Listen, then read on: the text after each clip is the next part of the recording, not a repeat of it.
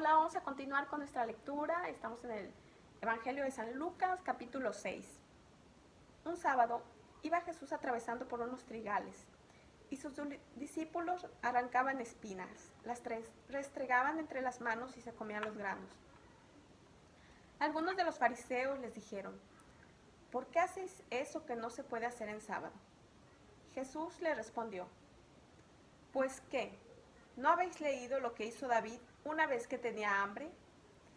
Él y sus compañeros de armas, cómo fue a la casa de Dios y tomando los panes de la proposición, los cuales solo los sacerdotes pueden comer, los comió él y también le dio a sus compañeros. El Hijo del Hombre, les dijo, es Señor del sábado. Otro sábado entró a la sinagoga y se puso a enseñar. Estaba allí un hombre que tenía la mano tullida. Los escribas y los fariseos lo estaban acechando a ver si curaba en sábado, para hallar pretexto de acusarlo. Pero conociendo sus pensamientos, dijo al hombre de la mano tullida: levántate y ponte de pie en medio. Aquel hombre se levantó y se puso de pie. Entonces les dijo Jesús: yo os pregunto, ¿se puede hacer el bien o hacer el mal en sábado? ¿Salvar una vida o quitarla? Y pasando su mirada por entre ellos, le dijo al hombre: extiende la mano. Así lo hizo y la mano le quedó buena. Pero los escribas y los fariseos se llenaron de fanática locura y comenzaron a tratar entre sí qué le harían a Jesús.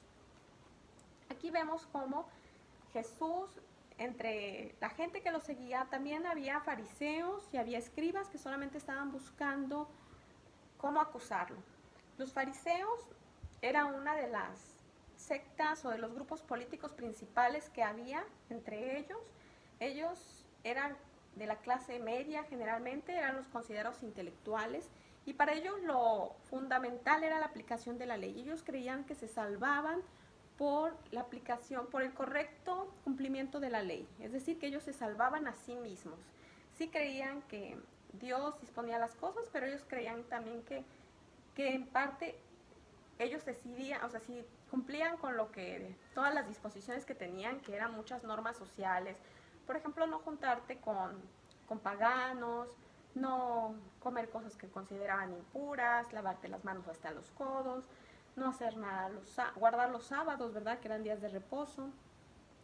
Y los escribas, aquí también nos menciona, también son ese grupo de intelectuales, eran los escribas, como su nombre lo dice, los encargados de escribir las tradiciones, todas las revelaciones, todos los libros que tenían, ¿verdad?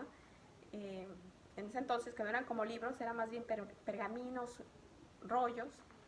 Ellos lo memorizaban y lo tenían que, como era una tradición oral, lo pasaban oralmente, pero también lo tenían que escribir. Por eso eran muy conocedores de todo esto de la ley. Ellos ven con recelo a Jesús y no les gusta lo que va haciendo, cómo va enseñando, porque estaban muy apegados al cumplimiento estricto de la antigua ley, ¿verdad? Por eso vemos que aquí cuando Jesús hace algo como un milagro, inmediatamente están buscando cómo acusarlo. Y Él les llama, les pregunta si es correcto salvar una vida o no en sábado. Porque ellos ya rayaban, como lo dicen, el fanatismo, en esa hipocresía, ¿verdad?, de creerte justo por tus méritos, viendo que pues no realmente sus almas no eran limpias. Entonces, aquí nos quiere mostrar el evangelista cómo Jesús estaba rodeado también entre ovejas, como dijimos la vez pasada, también de lobos vestidos de oveja que iban ahí tratando de escucharlo, pero buscando cómo acusarlo, cómo hacer que cayera en algo. Vamos a continuar con el nuevo Israel. Por aquellos días se retiró Jesús a la montaña para dedicarse a la oración y pasó la noche haciendo oración a Dios. Cuando fue de día, llamó a sus discípulos, escogió 12 de entre ellos y les dio el nombre de apóstoles: a Simón, a quien le dio el sobrenombre de Pedro, y a Andrés, hermano de este, a Santiago y a Juan, a Felipe y a Bartolomé, a Mateo, a Tomás, a Santiago el de Alfeo, a Simón llamado el Celote, a Judas el de Santiago y a Judas Iscariote, quien paró el traidor. Fíjense cómo Jesús, antes de tomar una decisión tan importante como designar a los 12 apóstoles, sus 12 testigos, de entre todos los discípulos, a los más cercanos a él, pasó la noche en oración. Jesús no estaba en un lugar, no iba en las mañanas, pues nada más a una sinagoga a enseñar y se iba a su casa a descansar. Él iba de pueblo en pueblo, caminando, porque no había medios de transporte, ¿verdad? A lo mejor solamente algún animal, un burrito, pero aquí siempre lo vemos que andaba caminando, siempre iba caminando con sus discípulos, porque les iba enseñando también, iba hablando con ellos. Y contrario a lo que normalmente hacemos nosotros, ¿verdad? Descansar antes de tomar decisiones, él no, él oraba. Hablaba con su padre antes de esto y elige a los 12 que lo van a acompañar, desde Pedro, a quien le cambia el nombre, desde Simón, perdón, a quien le cambia el nombre por Pedro, terminando por Judas Iscariote, quien sabía que iba a entregarlo finalmente. Aquí también nos menciona a Simón, llamado el Celote.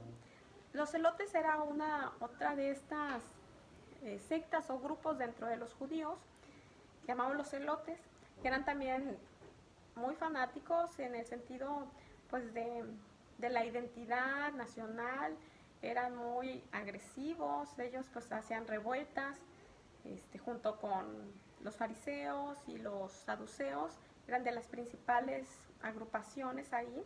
También había otra rama que eran los esenios, pero ellos vivían un poquito más apartados, alejados de la gente, hacían mucha oración, mucha ayuda social, algunos vivían en celibato, en las orillas de los pueblos. Generalmente pues había unos como ermitaños, los esenios. A ellos no los menciona aquí tanto en esto porque ahora sí que los que más andaban buscando ponerle trabas a Jesús eran los fariseos, que era la clase media, los intelectuales, los saduceos, la clase alta, somos sacerdotes, y los escribas. Y bueno, vamos a terminar con las bienaventuranzas.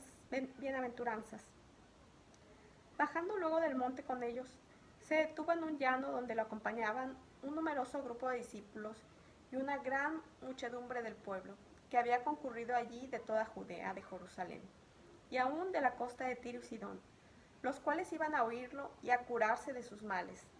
También los maltratados por espíritus impuros eran curados, y todo aquel gentío quería tocarlo, porque de él salía cierta fuerza que curaba a todos.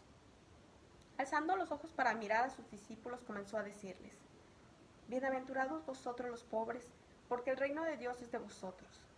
Bienaventurados los que sufrís ahora el hambre, porque después os llenaréis. Bienaventurados los que ahora lloran, porque al fin reiréis. Bienaventurados seréis cuando los hombres os aborrezcan y os expulsen de entre ellos, y cuando maldigan y descierren vuestro nombre como cosa mala, por motivo del Hijo del Hombre. Alegraos y saltad de júbilo ese día, porque vuestro premio será grande en el cielo. De la misma manera, en efecto, trataron sus padres a los profetas. Pero ay de vosotros, ricos, porque ahora tenéis vuestro consuelo. Ay de vosotros que hartáis ahora, porque padeceréis hambre después. Ay de vosotros que reís ahora, porque os lamentaréis y lloraréis después. Ay de vosotros cuando todos los hombres hablen bien de ustedes, porque de la misma manera trataban los padres de estos a los falsos profetas. Continuamos la próxima semana.